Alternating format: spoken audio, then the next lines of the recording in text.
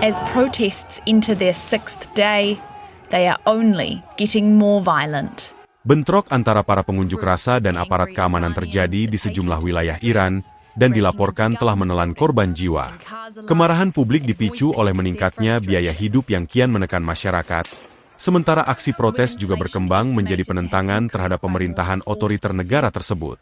Gelombang protes di Iran semakin meluas dan berubah lebih keras, seiring melonjaknya inflasi dan merosot tajamnya nilai mata uang nasional. Aksi ini awalnya dipicu oleh para pedagang di Teheran, namun kemudian berkembang menjadi gerakan penolakan terhadap pemerintah secara lebih luas. Di tengah situasi yang memanas, Gubernur Bank Sentral Iran dilaporkan mengundurkan diri, sementara para pemimpin negara menyatakan akan memperhatikan tuntutan masyarakat.